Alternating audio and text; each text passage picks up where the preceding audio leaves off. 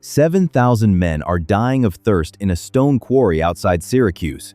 No shelter, a cup of water, once a day.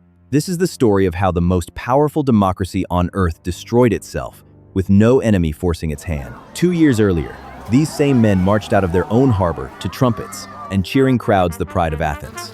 Now the bodies in that quarry stay where they fall, because there's nowhere else to put them, for 70 days straight. Rewind to 415 BC. Athens was already at war with Sparta, already bled thin by more than a decade of fighting. And then, at the height of that war, the Athenian assembly voted to open a second front against an island, 300 miles away, that nobody had asked them to invade.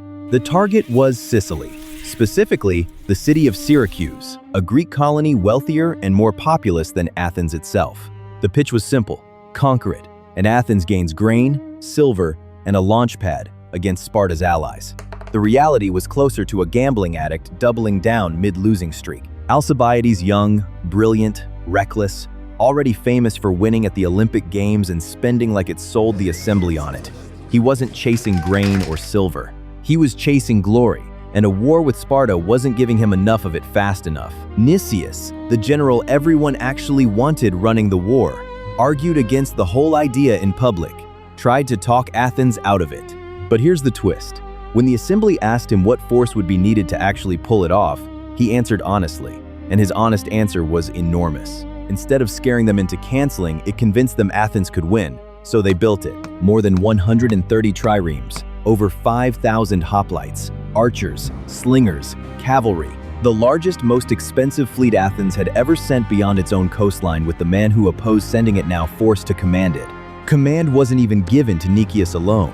3 generals shared it: Nicias, Alcibiades, and Lamachus, a compromise built to please everyone in Athens, and answerable to no one in Sicily. Before a single ship reached the enemy, the expedition already had a structural flaw baked into its command. Then, the night before the fleet sailed, someone crept through Athens and vandalized dozens of sacred Herms stone pillars with the god's face, standing guard outside homes across the city. Athens took it as a horrifying omen. And Alcibiades, sharp-tongued, arrogant, already resented by half the city, became the prime suspect. He sailed anyway. The investigation followed him. Weeks later, a ship arrived in Sicily with orders: return to Athens immediately and stand trial. He knew exactly what a guilty verdict from that jury would mean. So, instead of sailing home, he defected to Sparta. The enemy Athens was already fighting. And once there, he did something almost unthinkable. He told Sparta's leadership exactly how to beat the army he just helped build. Command in Sicily now belonged to 2 men, Nicias and Lamachus. But Lamachus, the expedition's most aggressive and experienced general, died in a skirmish outside Syracuse's walls, cut down in a ditch before the siege had even properly begun, which left the entire campaign, tens of thousands of lives, in the hands of the one general who'd never wanted to be there. A man Thucydides himself describes as excessively cautious, excessively religious. The worst possible personality for command under pressure, about to be tested by exactly that. For a while, it almost worked. Athenian engineers built a wall meant to seal Syracuse off completely from the landward side, cutting the city from food, from reinforcement, from hope. Syracuse was close, genuinely close to negotiating surrender. Then a Spartan general named Gylippus slipped past the blockade with a relief force, and everything reversed. Gylippus reorganized Syracuse's defenses, broke the siege wall's momentum, and started pushing the Athenians back toward their own ships. This was the moment to leave. Cut losses, sail home, call it an expensive lesson. Athens did the opposite. It voted to send a second armada after the first: more ships, more soldiers, more of the treasury it couldn't spare, commanded by a general named Demosthenes, to reinforce a siege that was already failing. It didn't help. Syracuse's navy, trained now by Spartan officers, beat the Athenian fleet inside its own harbor, the one place a fleet should never lose. The Athenians were trapped, their ships blockaded, their supply lines gone. Retreat by sea was the only option left, and everyone in command knew it. Then the moon went dark. On the night the retreat was finally set to sail, a full lunar eclipse crossed the sky above the fleet. Nicias, the same commander Thucydides calls excessively devoted to omens, asked his priests what it meant. Their answer: wait 27 days before moving again, not 27 hours. 27 days, based on a ritual formula, while a hostile city with a hostile navy watched the trapped Athenian fleet sit still in its own harbor. 27 days is roughly how long it takes an enemy to finish tightening a noose. By the time the Athenians finally tried to break out, it was too late to break out cleanly. The fleet was crushed at sea. What remained of the army, tens of thousands of men, had one option left: retreat on foot, overland, hunted the entire way. They didn't make it far. Demosthenes' column was cut off first and forced to surrender. 6,000 men at once. Nicias pushed the rest toward a river called the Assinarus.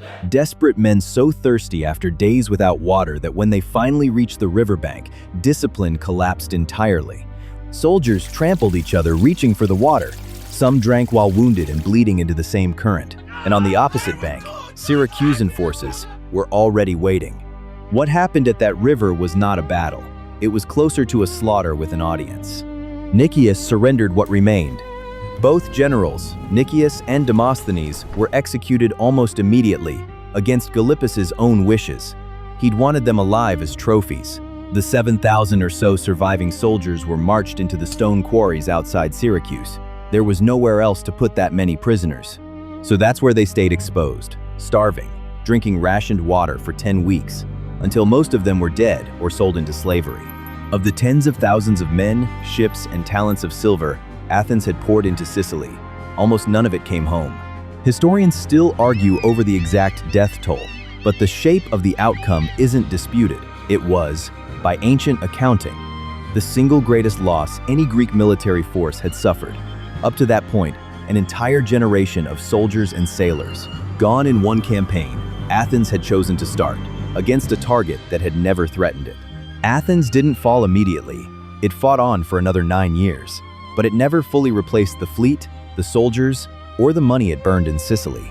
Sparta, meanwhile, had just watched exactly how to beat an Athenian navy, a lesson handed to them free of charge by the same man Athens had trained and then chased into exile. And when Sparta finally forced Athens' surrender in 404 BC, historians trace the fatal wound back to a harbor 300 miles from home and a 27-day pause that gave an already beaten army back to its enemies. Nobody forced Athens into Sicily. No enemy fleet showed up at Piraeus demanding tribute or war. The city voted for it twice, if you count the reinforcements, while a decade already at war with Sparta was still bleeding it dry back home. Every step of the disaster came from a decision Athenians made themselves, in the open, with a functioning democracy voting yes each time. Not a betrayal from outside, not bad luck. A city arguing itself into ruin, one confident vote at a time. If you found this story as brutal as it deserves, subscribe. There's a lot more history where a moon, a superstition, or a single bad vote quietly ended an empire.